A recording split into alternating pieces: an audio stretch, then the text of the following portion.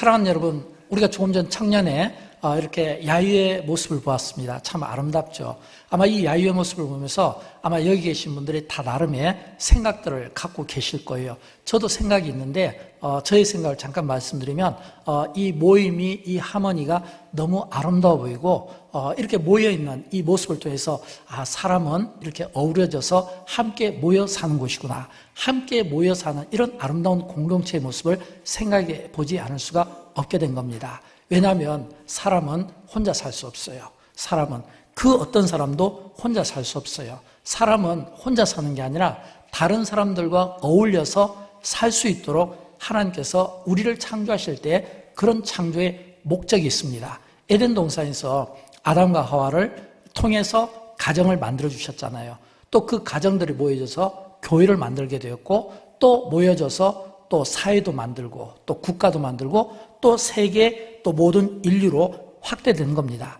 그래서 아리스토텔레스가 사람을 사회적 존재다 이렇게 이야기를 합니다.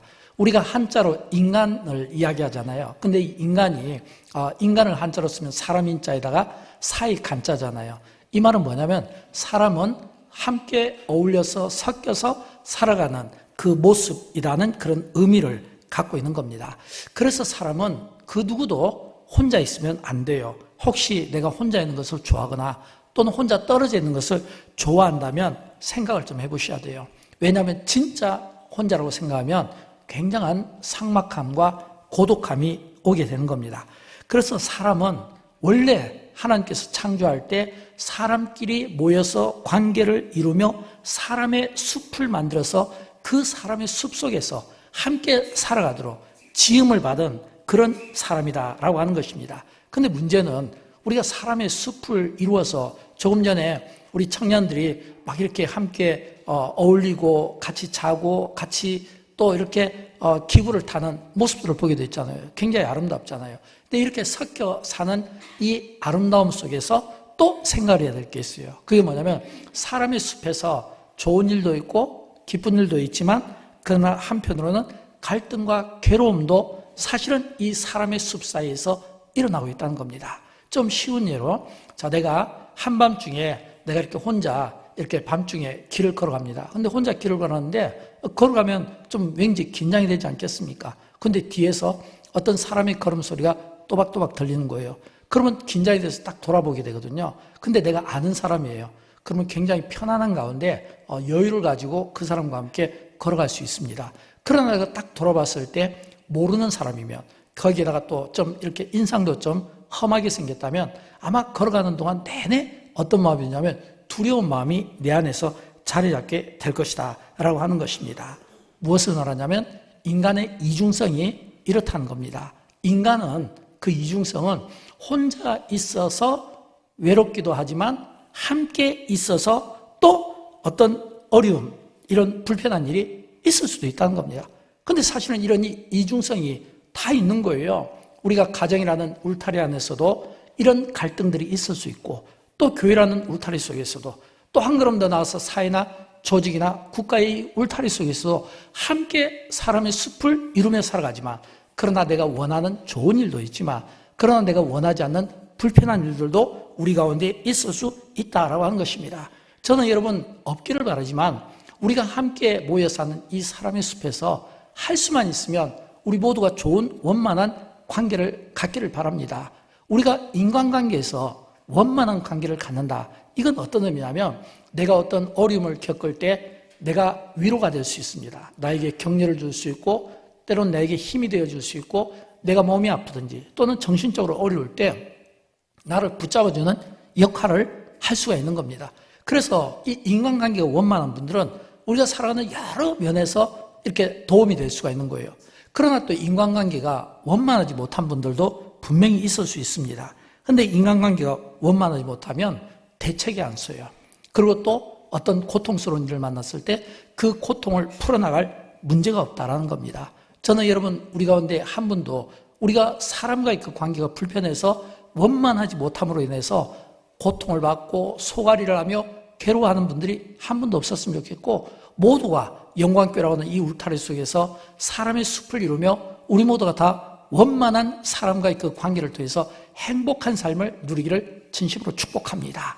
혹시라도 여러분 가운데 그럼에도 불구하고 뭔가 이렇게 불편한 마음들 또는 고통스러운 삶을 사는 분들이 계시다면 오늘 다윗의 이야기를 통해 그의 일생을 통해 우리가 힘을 얻었으면 좋겠어요.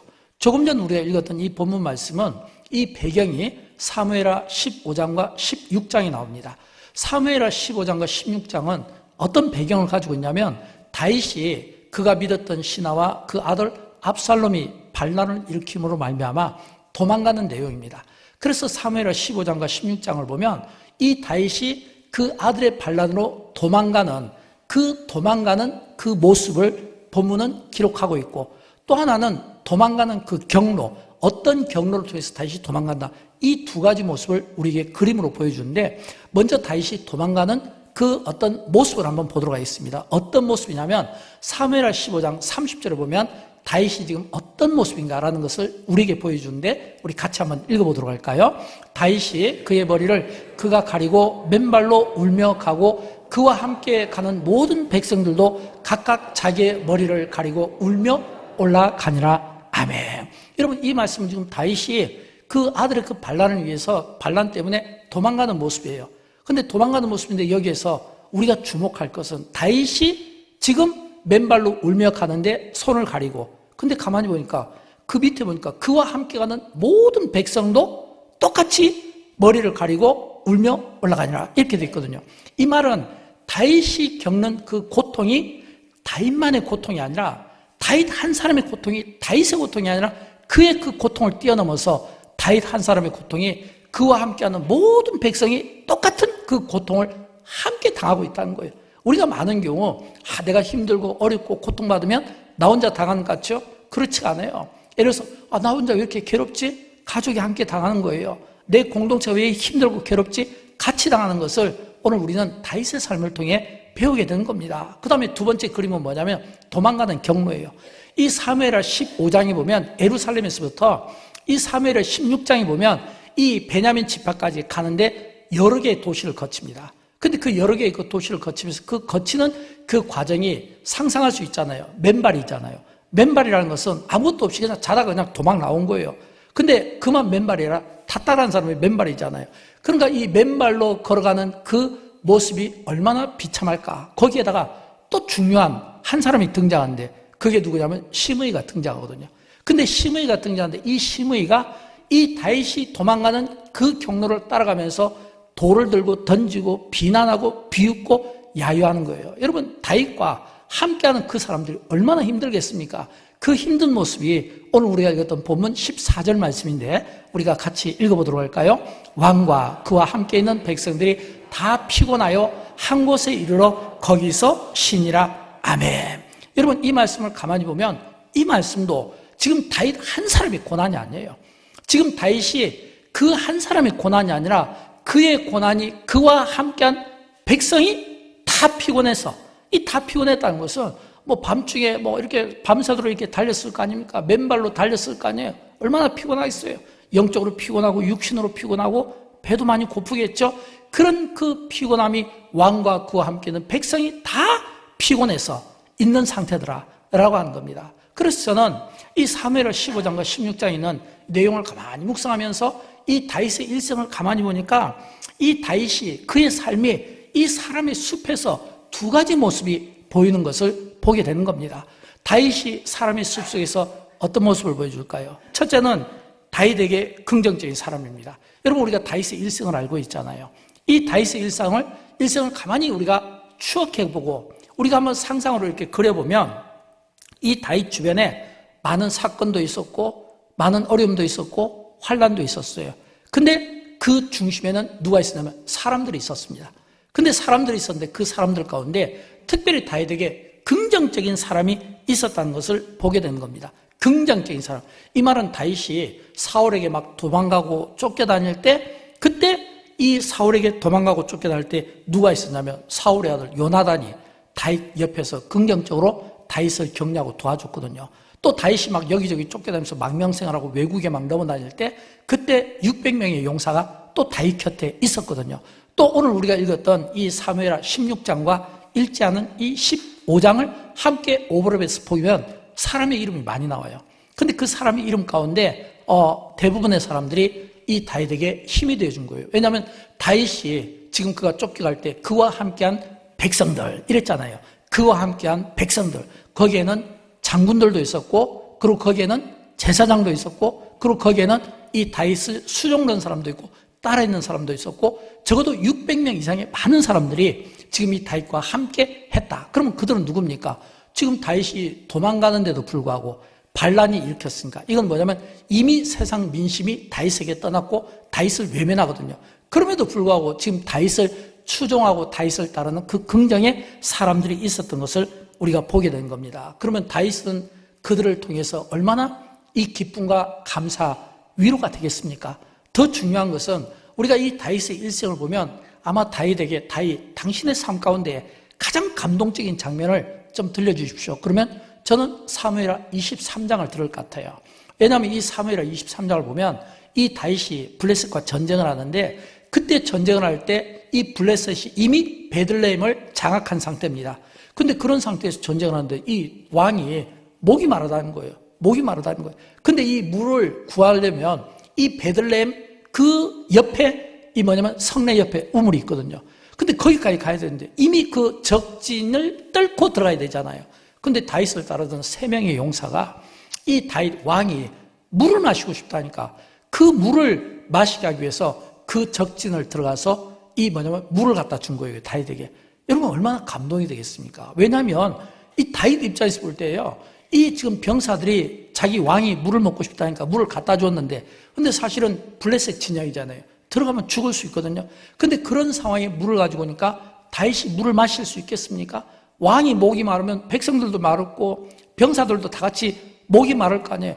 도저히 병사들이 목숨을 걸고 가지고 온 물이었지만, 그러나 그 물을 다윗은 마실 수가 없었던 거예요.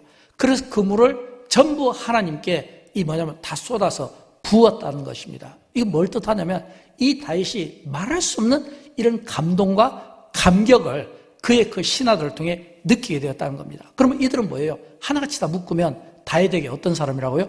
긍정적인 사람이라는 거예요. 사랑하는 여러분, 저는 여러분에게 질문하고 싶어요. 오늘 여러분 주변에 이런 긍정적인 사람들이 얼마나 있을까요? 저는 축복합니다. 여러분의 삶 가운데, 여러분의 인생 가운데 이런 긍정적인 사람들이 넘쳤으면 좋겠습니다.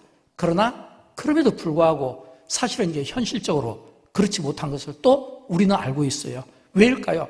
당연히 이 다윗에게 긍정적인 사람이 있었던 것처럼 우리의 삶에도 이런 긍정적인 사람들이 있어야 되는데, 사실은 돌아보면 그렇지가 못해요. 왜냐하면 인간의 이기심 때문에 그래요. 여러분, 모든 사람은 다 안에 이기심이라는 게 있어요. 이 이기심은 어떤 거냐면 상대가 나에게 잘해야 돼요. 그래 내가 잘하는 거예요. 상대가 나에게 먼저 고개를 숙여야 돼요. 그래 내가 이렇게 같이 연결이 되는 거예요. 이게 인간의 이기심이라는 것은 모든 것이 그 중심, 그 자가 내 중심이 되는 겁니다. 그러니까 모든 것이 내 중심에서 내가 생각하고 판단을 하는 거예요. 그러다 보니까 사실은 이 사람의 이 숲에서 사실은 가장 아름다워야 될 사람들이 아름답지 못한 일들이 일어날 수가 있는 거예요. 근데 우리가 이 다윗의 일생을 보면 다윗의 일생 가운데 다윗에게 긍정적이고 호의적이었던 그 사람들 가운데 대부분이 사실은요, 다윗에게 은혜를 입은 사람입니다. 예를 들어서 우리가 사울 하나를 놓고 볼까요?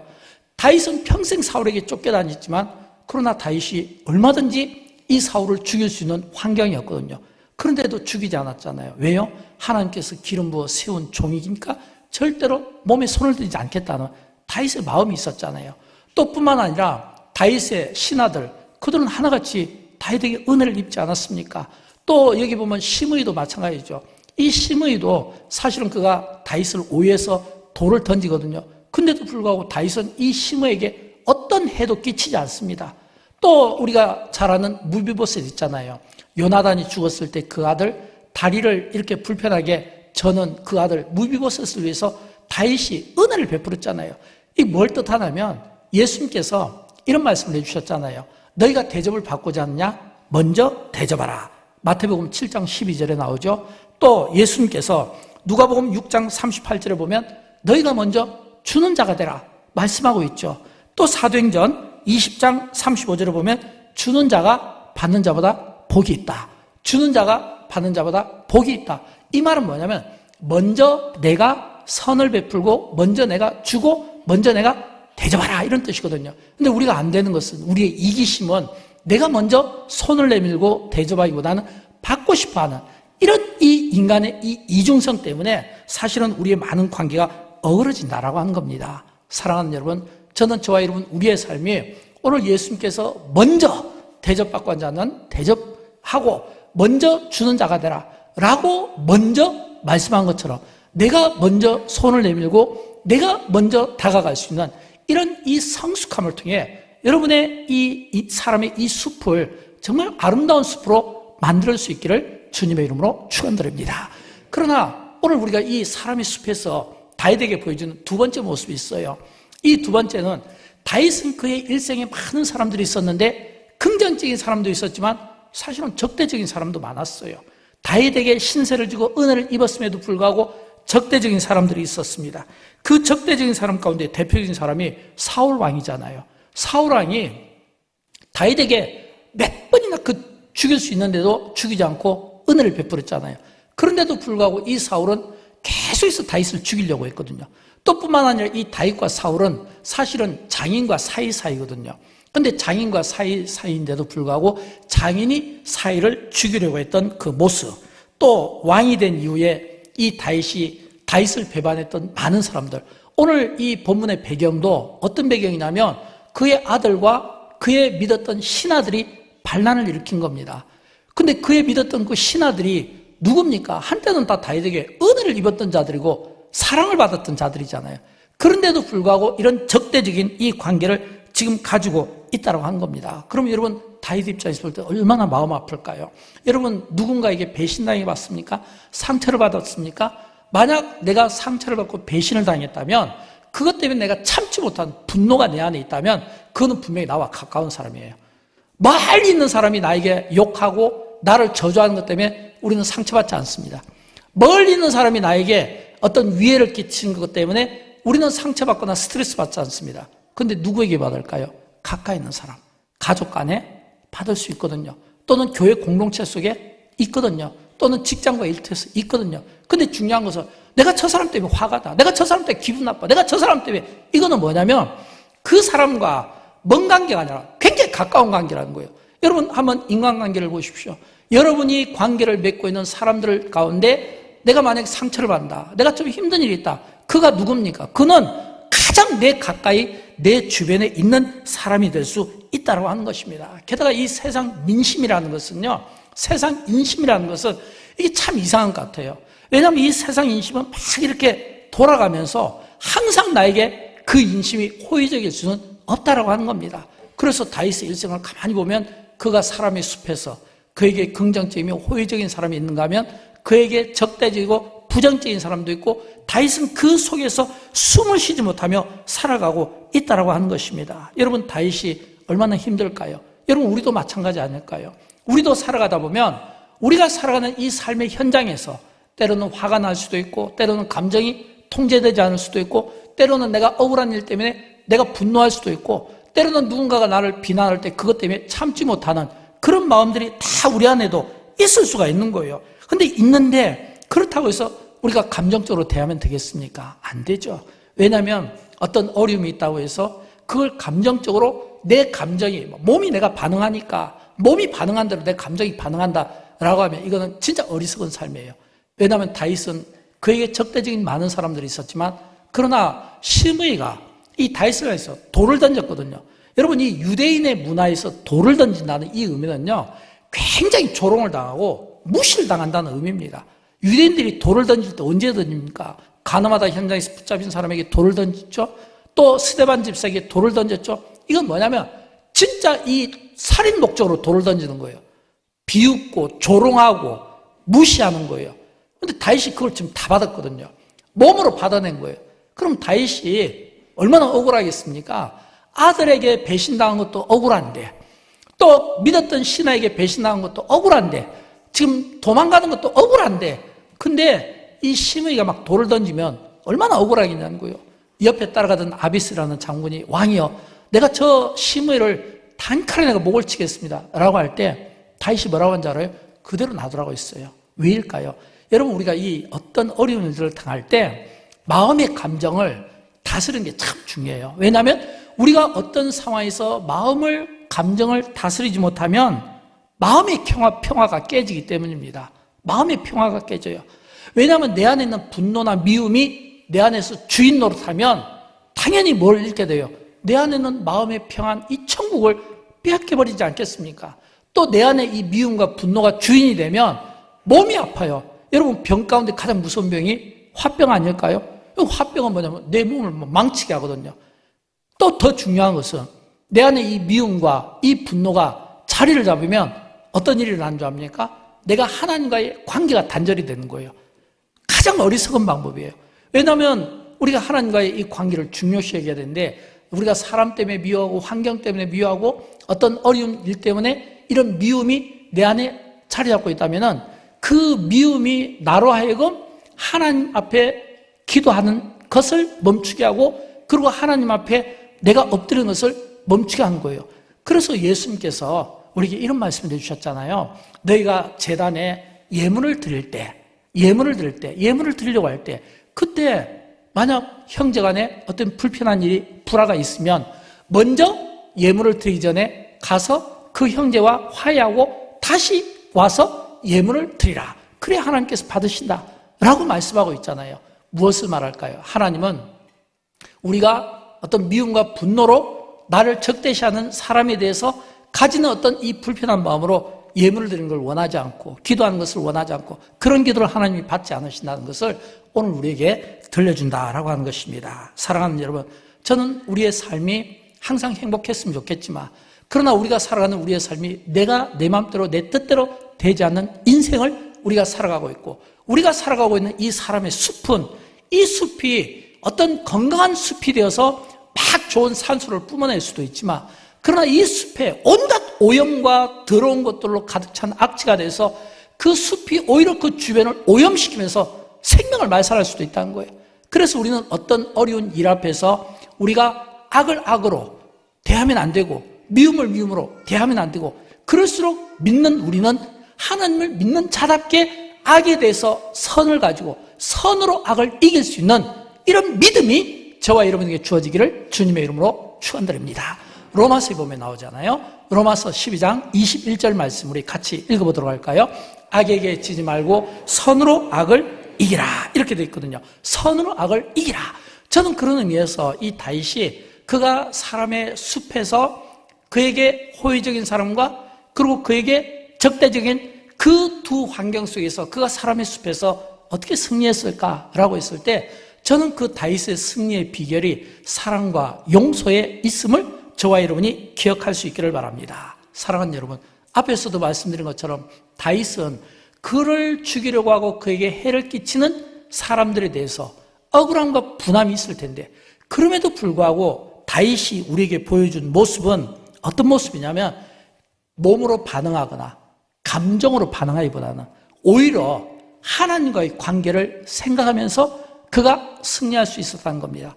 여러분, 많은 경우 우리가 인간관계에서 승리한다고 생각하지만, 그러나 사실은 인간관계에서 승리하려면 사람과의 관계에서는 절대 승리할 수가 없어요.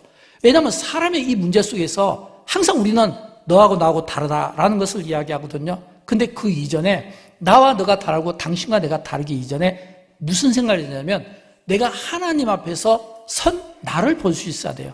하나님 앞에 선 나. 이게 무슨 말이냐면, 하나님 앞에 선 나라는 것은 하나님 앞에서 첫째는 자기 자신을 성찰할 수 있어야 된다는 거예요. 하나님 앞에서 내 자신을 성찰할 수 있어야 돼요. 어떻게 해요? 시므이가 지금 자기를 향해서 돌을 던집니다. 사악한 자여, 악한 자여, 떠나라 죽어라 하면서 돌을 던지고 먼지를 던지는 거예요. 각종 그 어떤 비웃음을 막 하는 거예요. 물론 시므이가 오해에서 비롯된 일이긴 하지만, 그러나 다윗은 이걸 가지고 분하게 여기고 알지도 모르면서 함부로 말한다고 죽일 수도 있지만, 그렇게 하지 않고 하나님 앞에 자기 자신을 먼저 쓴 거예요. 자신과 시므이의 관계를 생각하기 이전에, 자신과 아들 압살롬의 관계를 생각하기 이전에, 자신과 그의 신하들의 관계를 생각하기 이전에 하나님 앞에서 나는 누군가 이거예요. 여러분, 하나님 앞에 우리가 서면 어떤 느낌이 올까요? 하나님 앞에 서면요, 우리는 그 하나님 앞에서 두려움을 느끼지 않겠습니까?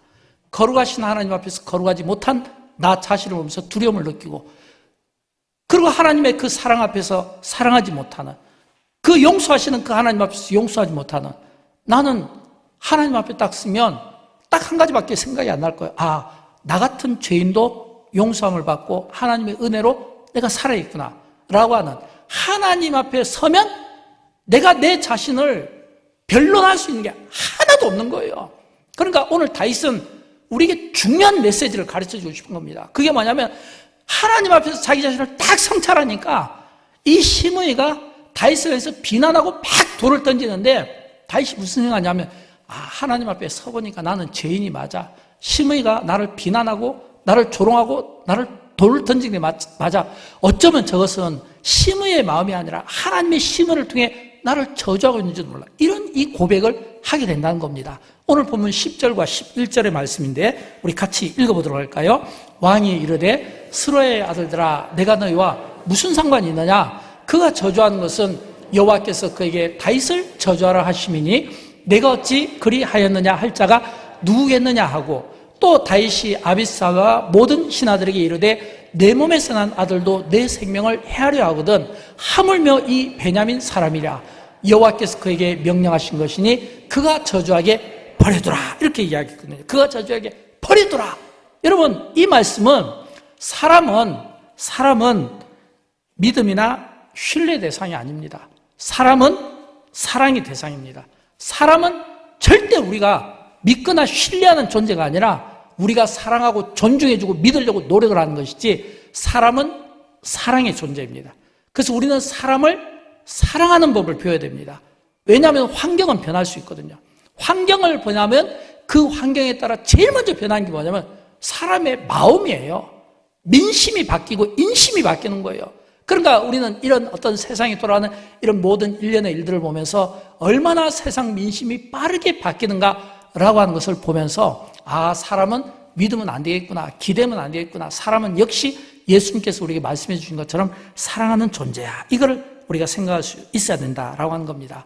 이 마음이 들을 때 시므이가 저주한 것처럼, 다윗을 저주한 것처럼, 여러분 우리가 살아가다 보면 우리도 마찬가지예요.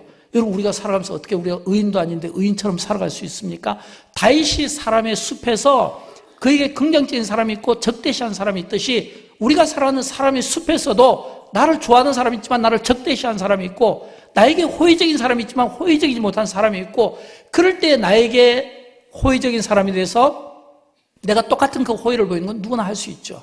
그러나 나에게 적대시하는 사람이 돼서 내가 의연하게, 원래 세상은 이런 거니까, 그런 그 세상 앞에 내가 어떤 감정의 조절을 잘못해서 어려운 일을 당하기보다는 스스로 내 안에 있는 이 미움이나 분노의 이 마음들을 내려놓고 사랑의 마음으로 바뀌어서, 원래 세상은 이런 거야, 원래 세상은 이런 거야, 그러면서 그런 그 세상 앞에서 내가 좀 더 의연해질 수는 없겠는가, 내가 좀 더 여유로운 마음을 가질 수는 없겠는가, 이런 마음들이 저와 여러분에게 있었으면 좋겠어요.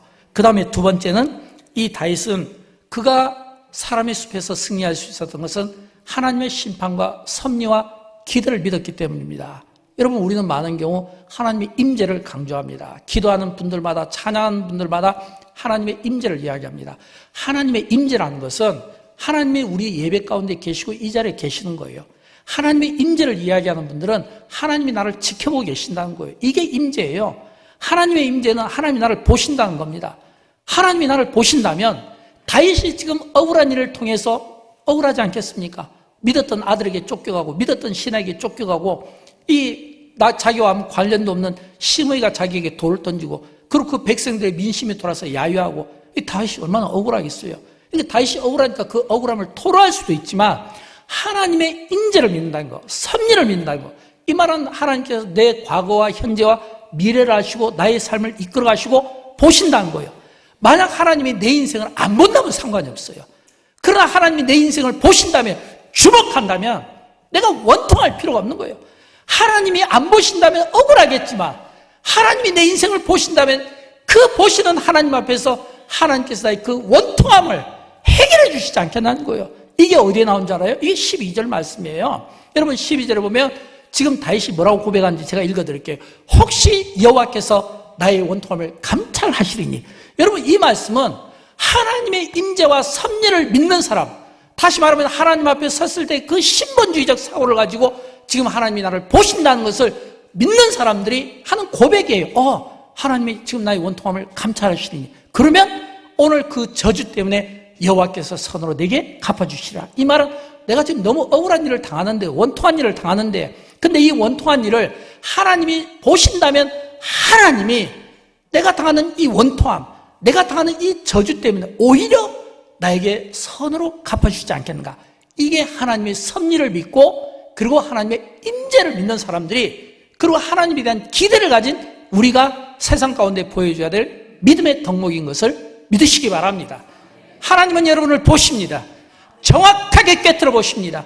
내가 나를 보는 것보다 더 정확한 방법으로 하나님은 보시는 거예요. 못 보니까, 그걸 인정하지 않으니까, 내가 기도한다고 하면서도 인정하지 않고, 내가 믿음 생활한다고 하면서도 인정하지 않으니까 그런 거지. 믿고 인정하면 우리는 그 하나님 앞에서 어떤 원통한 것이라도 하나님께 선으로 갚아주시는 거예요. 그래서 결론적으로 나중에 보면, 결론에 보면 이 시므이가 다윗에게 막 돌을 던져 죽이려고 했는데 다시 돌아와서 무릎 꿇고 용서를 구하죠. 또 뭐냐면 이 다윗 아들 압살롬이 반란을 일으킨 것도 나중에 선으로 다 갚아주시잖아요. 이게 선이에요. 그 다음에 우리가 이 사람의 숲에서 다윗이 승리한 세 번째 비결이 있는데, 진짜 중요한 비결이에요. 그게 뭐냐면 다윗이 하나님의 은혜를 생각하면서 용서를 선택했다는 겁니다. 사랑하는 여러분, 우리가 사람의 숲에서 나에게 긍정적이고 나에게 적대적인 이 사람의 숲에서 살아가다 보면 우리는 선택을 해야 될 때가 많아요. 나를 좋아하는 사람을 내가 좋아하는 것은 문제가 없어요. 그러나 나를 적대시하고 나에 대해서 부정적인 이런 생각을 가진 사람을 향해서 내가 용서를 할까? 아니면 내가 화를 낼까? 내가 시므이를 죽일까? 아니면 내가 시므이를 용서할까? 이것은 다윗의 선택입니다. 다윗이 예루살렘으로 돌아올까? 이건 다윗의 선택이에요. 이 나중에 이 압살롬 이 반란이 평정이 되고 나중에 예루살렘으로 이 왕의 행렬에 올라갈 때 시므이가 막 다윗이 도망갈 때 막 저주하고 욕을 퍼붓거든요. 나중에 다시금 예루살렘으로 돌아갈 때는 바짝 엎드려서 고개를 숙이고 용서를 구합니다. 그때 우리 생각에는 이 괘씸한 이 시므이 그냥 혼내줄 수도 있잖아요. 혼내줄까? 용서할까? 근데 이 다윗은 용서를 선택한 겁니다. 무엇을 말할까요? 우리가 살아가면서 모든 이 삶의 이 관계 속에서, 특별히 사람과의 관계에서 우리가 선택할 때는 두 가지예요. 하나는 내가 용서할까? 아니면 내가 벌을 내릴까? 내가 용서할까? 내가 분노할까? 내가 용서할까? 아니면 내가 미워할까? 우리는 이 두 가지의 선택인데, 다윗은 사람의 숲에서 모든 사람이 다윗을 좋아한 건 아니에요. 그러나 모든 사람에 대해서 다윗이 가졌던 마음은 어떤 마음이냐면 용서의 마음이라는 거예요. 여러분, 왜 그가 용서의 마음을 가졌을까요? 십자가의 은혜를 입어봤기 때문입니다. 하나님의 용서를 경험해봤기 때문에 그래요. 하나님이 나 같은 사람을 용서해 주셨는데 이 용서를 경험하면 자연히 그는 뭐냐면 똑같이 용서의 사람이 되는 거예요. 예수님께서 우리에게 마태복음에 이런 말씀을 해주셨는데 같이 읽어보도록 할까요?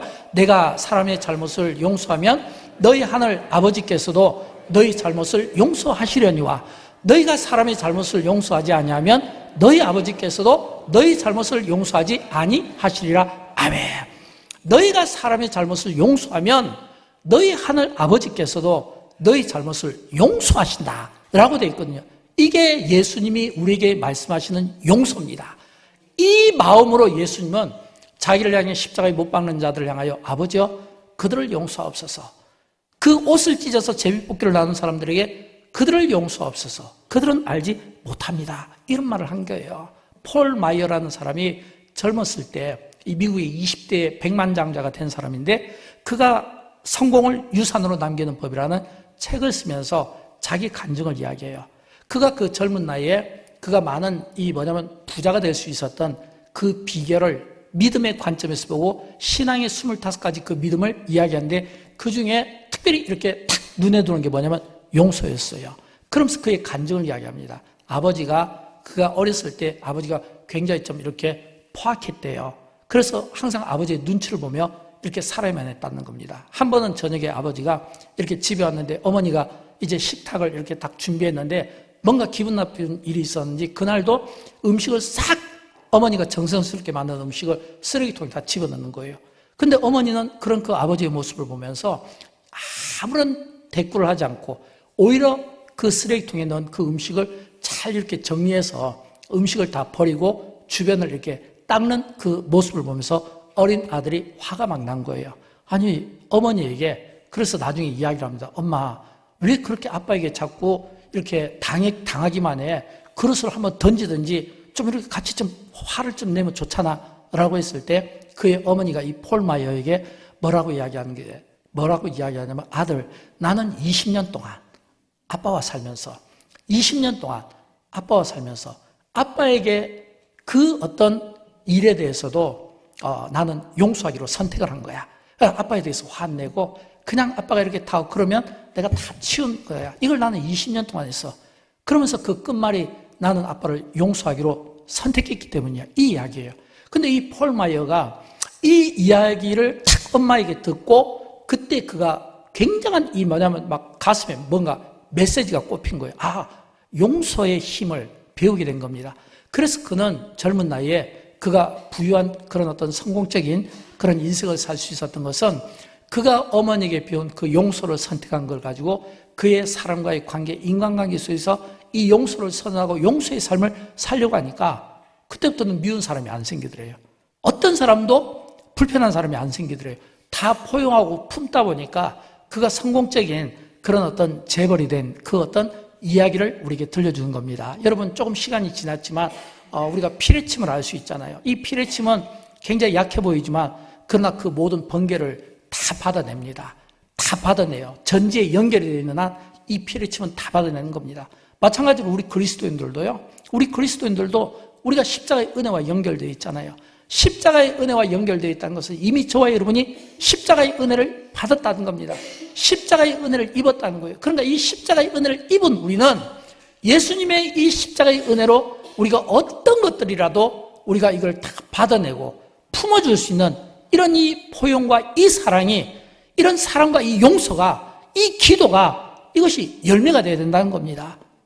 오늘 우리 대한민국을 보면 너무 사람들이 양극화가 되어 있고 서로 그분들이 하는 이야기를 보면 다 옳은 이야기인 것 같은데 대안이 없고, 그분들이 하는 이야기가 다 옳은 것 같고 옳다고 주장하는데 그렇게 이야기할 때마다 민낯이 드러나는 이 모습을 보면서 굉장히 불편할 때가 많이 있잖아요. 장로님들이 기도하실 때마다 그런 불편함을 표현하는 것을 보게 되잖아요. 오늘 이 세상은 그런 것 같아요. 갈수록 이 세상은 너무 양극화가 심하고 서로 옳고 그름을 따지는 것이 아니라 나와 좋고 나와 나쁜 이 사람끼리의 이 관계만 가지고 이야기를 하니까 이게 해결이 안 되는 거예요. 앞에서도 말씀드린 것처럼 사람끼리 어떤 문제를 사람끼리 풀려고 하지 말고 하나님과 나와의 이 관계에서 이 문제를 풀을 때 이게 풀어지는데 사람끼리 보니까 이게 안 풀어지는 거예요. 서로 양보를 요구하고 서로 주장만 이야기하고 허탈하게 돌아가는 이런 이 모습들 있잖아요. 이게 얼마나 참 그들의 안 좋은 민낯인가라는 겁니다. 여러분, 그럴수록 우리 그리스도인들은 저는 책임감을 가져야 된다고 생각합니다. 어떤 책임감을요? 그럴수록 제가 이렇게 목회를 처음 시작할 때 좋은 교회에 대한 목마름이 있었습니다. 근데 좋은 교회는 내가 좋은 성도가 되면 좋은 교회는 만들어진다는 것을 제가 배우게 되었습니다. 마찬가지로 제가 좋은 교회를 만드는 것처럼 인간관계에서도 내가 인간관계에서 승리하고 싶으면, 내가 사람과의 이 관계 속에서 내가 승리하고 싶으면 내가 좋은 이웃으로, 좋은 친구로, 좋은 관계로 내가 다가가면 되는 거예요. 내가 먼저 손을 내밀면 되고 내가 먼저 화해를 청하면 이 가운데 그 누구도 나쁜 사람이 없는 거예요. 그렇잖아요. 우리 그리스도인들이 이 마음이 좀 필요할 것 같아요. 저는 영광교회가 이제 대통령 선거를 위해서도 여러분이 기도를 많이 해 주셔야 될 것 같습니다. 또 영광교회가 또 직분자를 세운데도 많은 기도를 해 주셔야 될 것 같아요. 저는 사람의 이 숲이 누가 이 숲을 만들어냈냐에 따라서 그 숲이 공기도 될 수 있지만, 그러나 그 숲이 악취도 만들어낼 수 있다는 겁니다. 물론 한두 사람이 노력해서 되는 일은 아니에요. 그러나 저는 영광교회가 세워지는 귀한 직분자들이나 일꾼들이 이런 기준에서 세워졌으면 좋겠어요. 사람의 숲을 만들고 그 사람의 숲을 건강하게 아름답게 그 안에서 쉼을 누리며 안식할 수 있는 이런 숲을 만들어가는 이런 분들이 나라의 지도자가 되고 교회의 지도자가 될 수 있도록 우리가 함께 기도하면 좋은 세상이 오지 않겠습니까? 저는 여러분, 저와 여러분, 우리 모두가 정말 가정에서 좋은 숲을 만들고 교회 공동체 안에서 좋은 숲을 만들고 나아가서 이 좋은 숲이 도시를 좋은 숲으로 한 걸음 더 나가서 우리 대한민국을 품고 이런 좋은 이 숲의 이 영향을 우리가 남기고 흘려보낼 수 있는 그런 믿음을 가진 믿음의 사람들이 되기를 주님의 이름으로 축원드립니다.